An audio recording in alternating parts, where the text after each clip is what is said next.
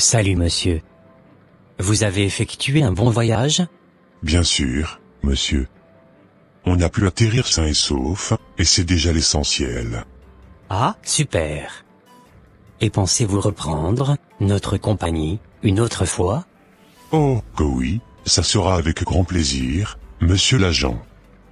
Car malgré l'intempérie, le pilote a vraiment très bien géré l'appareil. Parfait monsieur. Bonne journée à vous, et à la prochaine. À la prochaine monsieur. Merci.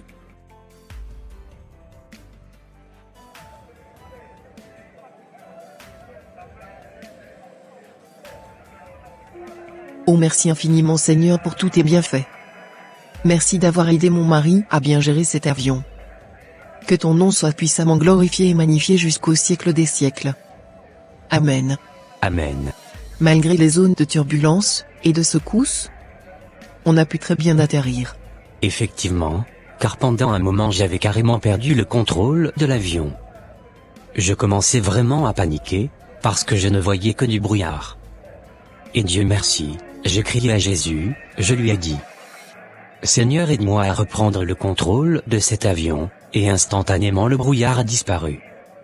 L'avion s'est automatiquement stabilisé, et j'avais vraiment repris le contrôle de l'appareil. Je me suis promis qu'à destination, que j'allais véritablement donner ma vie au Seigneur Jésus-Christ. Car il vient encore de nous sauver la vie. Alléluia, j'avais toujours prié Dieu pour que ce jour arrive, et il est enfin arrivé. Je suis tellement contente pour la décision que tu viens de prendre. Et que Dieu soit loué, pour ce merveilleux témoignage. Il n'abandonne jamais ses enfants. Effectivement, il ne délaisse point ses enfants. Alors on y va à la maison? Oui, on y va.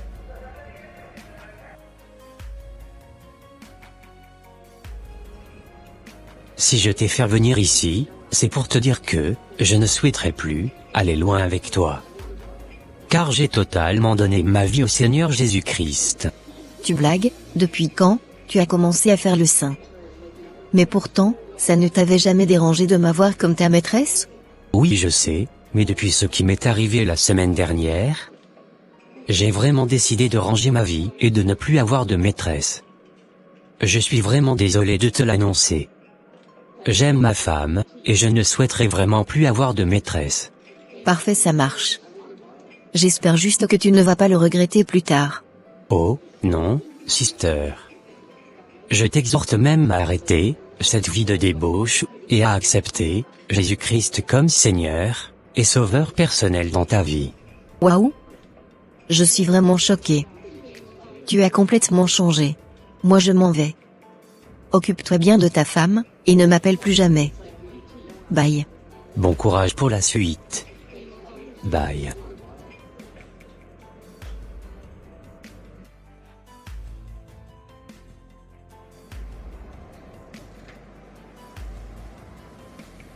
On se reverra demain soir, ma princesse.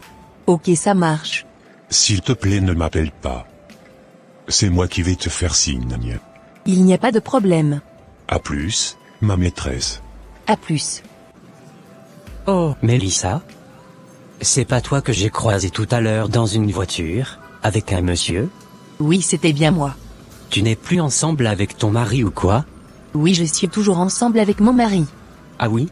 Et, est-il au courant que tu sors avec ce monsieur? Non, il est pas du tout au courant. Et s'il te plaît, ne le dis à personne, sinon mon mariage sera foutu. J'y crois pas. Tu as même carrément changé de look. Du coup, si je comprends bien, c'est à l'église que tu viens montrer à tout le monde que tu es une chrétienne, en t'habillant d'une manière décente. Tu sais, tu peux tromper les hommes, mais tu ne peux pas tromper Dieu. Je te le souhaite pas. Mais, imagine juste un instant, si quelque chose de mal t'arrivait dans cet état. Où passeras-tu ton éternité, ma sœur? Oui, tu as raison, mon frère. Mais je ne sais vraiment pas ce qui me pousse à être infidèle à mon mari. J'ai toujours voulu abandonner cette vie que je mène actuellement. Mais je n'y arrive pas. S'il te plaît, peux-tu m'aider à me débarrasser de ce grand péché que je commets au quotidien? Tu sais, ma sœur, tu dois d'abord détester ce péché, au plus profond de toi-même. Tu dois aussi te prendre des jours de jeûne et de prière afin de demander pardon à Dieu. Et si tu le fais vraiment avec un cœur sincère et repentant, il t'accordera ta délivrance. Oh merci mon frère. Je mettrai tous tes conseils en pratique. Ok, ça marche. Répentons-nous, véritablement sœurs. Car le royaume des cieux est proche. Et Jésus-Christ est à la porte. Ok, ça marche, merci frère. Et à plus tard. À plus tard, sœur. Salut voisin. Salut.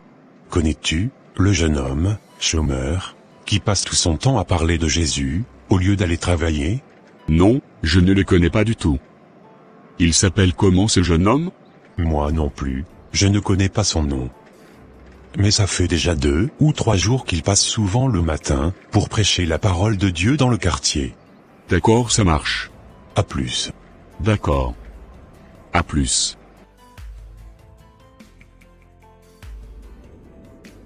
Je vous le dis en vérité. Repentez-vous donc, et convertissez-vous, pour que vos péchés soient effacés, afin que des temps de rafraîchissement viennent de la part du Seigneur. Le Seigneur ne tarde pas dans l'accomplissement de la promesse, comme quelques-uns le croient, mais il use de patience envers vous, ne voulant pas qu'aucun périsse, mais voulant que tous arrivent à la repentance. Approchez-vous de Dieu, et il s'approchera de vous. Nettoyez vos mains, pécheurs, et purifiez vos cœurs, vous dont l'âme est partagée. Il faut que j'aille voir ma femme. Car je pense qu'elle doit être en train de m'attendre. Ok, ça marche. Merci encore pour les cadeaux et pour aujourd'hui. De rien ma biquette. Allez, à plus tard. À plus tard.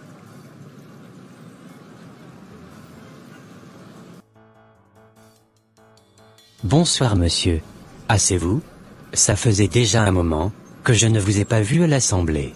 Bonsoir, et oui c'est bien moi. C'est parce que je n'ai plus beaucoup de temps en ce moment. C'est pour cela que vous ne me voyez plus souvent. Ok, ça marche. J'avais même rencontré votre femme, tout à l'heure. Ah oui. Vous l'avez rencontrée où, ma femme? Juste avant d'arriver ici. Ah d'accord, ok. Je pense qu'elle doit être en train de m'attendre. Ok, ça marche. Mais ce n'est pas votre femme, que j'ai vue à côté de vous tout à l'heure. Mais non, ce n'est pas elle. N'oubliez pas que, la Bible nous dit dans Apocalypse 22, versets 14 à 15, « Heureux, ceux qui lavent leur robe, afin d'avoir droit à l'arbre de vie, et d'entrer par les portes dans la ville. Dehors les chiens, les enchanteurs, les impudiques, les meurtriers, les idolâtres, et quiconque aime et pratique le mensonge. » Tu ne peux rien m'apprendre dans la Bible. Car j'ai étudié la Bible, je connais les versets par cœur. Va travailler, au lieu de rester là, à jouer le chrétien. Nous sommes au temps de la grâce. Arrête avec tes messages de repentance. En plus, Dieu est amour. Et, il est lent à la colère. Et là, où le péché a abondé, la grâce a surabondé. Ok, ça marche, mais tu sais, il est aussi écrit dans 1 Thessaloniciens 4 verset 3, « Ce que Dieu veut, c'est votre sanctification, c'est que vous vous absteniez de l'impudicité. » Il est aussi écrit dans Hébreux 12 verset 14, « Recherchez la paix avec tous, et la sanctification, sans laquelle personne ne verra le Seigneur. » Ah oui. La Bible dit aussi dans 1 Pierre 1, verset 15 à 16, « Mais puisque celui qui vous a appelé est saint, vous aussi soyez saints, dans toute votre conduite, selon ce qu'il est écrit. Vous serez saints, car je suis saint. » Je n'avais pas connaissance de ces versets auparavant, frère. Merci vraiment de me le rappeler. Tu sais, l'homme n'est pas maître de son souffle, pour pouvoir le retenir, et il n'a aucune puissance sur le jour de la mort. Alors, nous devons vivre chaque jour, en étant en parfaite communion avec le Seigneur, car personne ne connaît réellement le jour où le Seigneur le rappellera. Effectivement, frère, tu as raison. Je demande vraiment pardon à l'Éternel pour tous les péchés que j'ai pu commettre dans le passé. Que le Seigneur t'aide et te fortifie davantage. Si tu as le temps, tu peux passer à l'assemblée. Les frères sont là pour te réconforter dans la foi. Sois béni, et demeure dans la paix du Seigneur. Amen. Amen. Alors chérie, et ta journée, elle s'est bien déroulée? Oui, ça va, j'ai passé une agréable journée. Dis-moi, ça te dirait qu'on aille à l'assemblée ce week-end? Oui, j'aimerais bien. Ça sera avec grand plaisir. Ok, parfait.